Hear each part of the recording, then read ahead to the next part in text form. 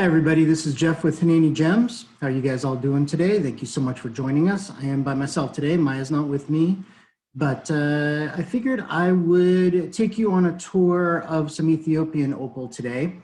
So we're going to take a look at a number of different examples of both Welo opal from the Wollo Province in Ethiopia and Shewa chocolate opal from the Shoa Province in Ethiopia, and give you an idea of some of the beauty that comes out of Africa when it comes to opal.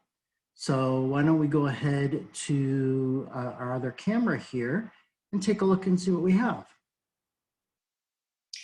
So to begin with today, I have a couple of opals that we have shown you before.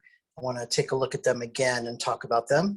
Again, these first opals are light-bodied opals from the Wollo Province in Ethiopia. These are Welo opals.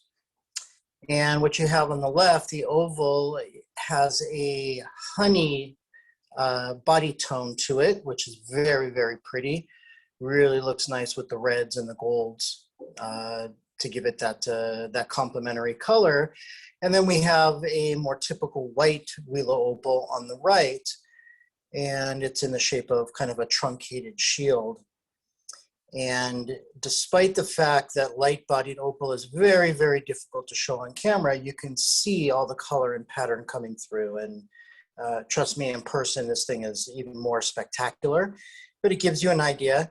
Again, most Welo opal is hydrophane, which means that it's going to absorb water. And so, in my opinion, it lends itself far better to pendants, necklaces, and earrings than it does rings, so that you don't have to worry about water absorbing into the stone, at least temporarily, and killing the color. And you also don't have to worry about things like lotion and things like that that could potentially kill the color permanently. So in my opinion, it's best to keep it away from the hands, although it's used in jewelry quite often, including rings. But these are some beautiful specimens. I have a couple of other beautiful Welos that you guys have seen before on the show. Again, these are that lighter body color. So we have this shield shape here, and you can see the very blocky pattern to that one. Very, very pretty. And then we have this oval on the left that has a bit more of a, it's a more geometrical kind of pattern, a little more regularity to some of the cells of color. Very, very pretty. Again, both of these are considerably brighter in person than they show up on camera, but you just get some really, really pretty color from these. Then I have some other smaller ones here, again, light-bodied. And the four on the left are extremely bright in person, very sparkly, very metallic in terms of the quality to their color that doesn't really come through on camera, but you can definitely see the colors in them. And then again, we have another example of more of a honey body tone on the right in this honey-colored crystal opal with this beautiful flash that runs across the face. So that's a bit of a rolling flash pattern. Whereas these top two on the left, the two top teardrops are a little bit more of a pinfire pattern. And then we have a blockier flagstone pattern on the bottom two. We have a couple more honey body toned opals in this one, and we have some great patterns. So on this one on the left, you can see a stretched out honeycomb pattern that we see quite often in Welo opal, and you see how the color rolls and flashes in the honeycomb. And then what I like is this little skinny one up here, and you can see the brushstroke kind of pattern. And that's usually referred to as straw pattern or chaff pattern. Very, very pretty, and it's got some rolling flash in it as well. So the flash rolls across the face of the stone as you angle the stone. Very, very pretty. So we have three more honey toned opals, although the one on the left, the large one, has the most honey color to it. And then we have more of a clear one on the right here in that oval. We have some different shapes here. We have one small oval, with some pretty color. But then there's another one that I cut to kind of set into a more unusual kind of pendant. And then we have this freeform one on the far left here with just some beautiful color and pattern to it. And again, it's far better in person than it shows up on camera, but just very, very pretty. And then we have some more smaller white ones, a couple of ovals that would make perfect earring stones. So we have those available.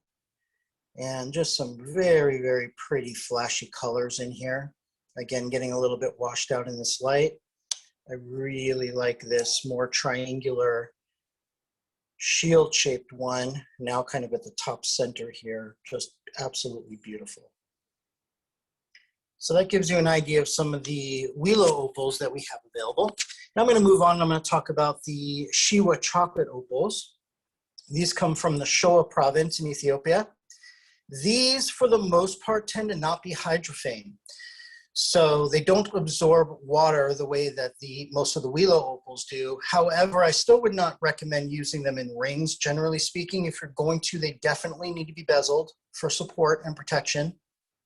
They do tend to be a bit glassier, a little bit more brittle, but they would make some absolutely beautiful pendants. I mean, look at the way that the brown background color sets off the reds and the blues and the greens. And this bottom one is one of my absolute favorite, if not my absolute favorite one.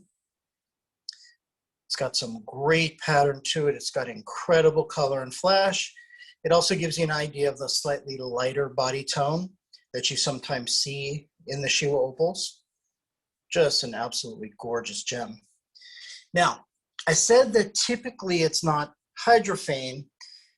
However, there are some exceptions. And when you see this really light colored matrix or backing material here, like you see in this particular shield up here at the top, the lighter colored areas with that kind of body tone have a tendency to actually be hydrophane still. So they will have a tendency to lose color a little bit when they absorb water. But again, I don't really recommend using these stones in rings anyway, just because of their more brittle nature.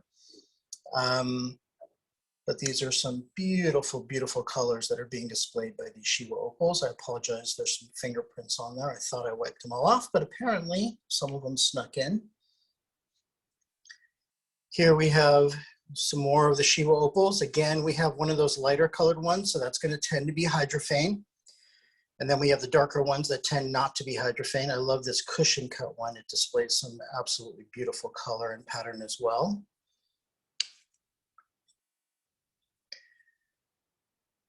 Some various shapes and teardrops. Sorry about the stray fiber there.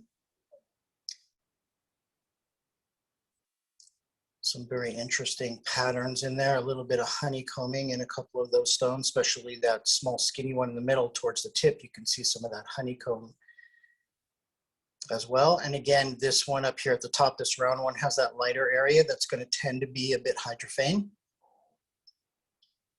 Just some absolutely gorgeous color.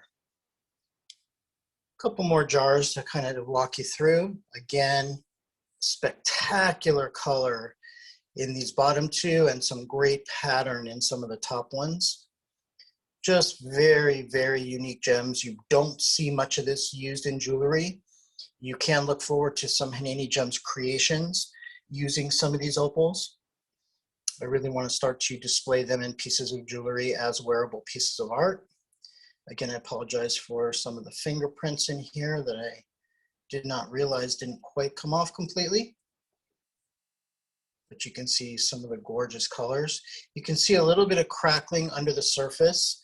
Those crackles don't actually come to the surface of the stone. You cannot feel those with your fingernail at all. And these are quite stable. I cut these a couple of years ago and nothing has changed in terms of the stability of the stones. It's just the way the stone forms. And so a lot of these are healed fractures that healed naturally on the inside of the stone. So these are going to be quite stable for jewelry still. And again, just some beautiful color and pattern dancing across the top of these Shewa opals. So that gives you an idea of some of the Ethiopian opals that we have available here at Haneni Gems. And again, we will be looking at turning some of these into pieces of jewelry. But as always, if you see something that you like, please don't hesitate to contact us on Facebook and send us a screenshot from the video of anything you're interested in, and I can give you all the details on those particular stones. These are currently all available as loose stones as well.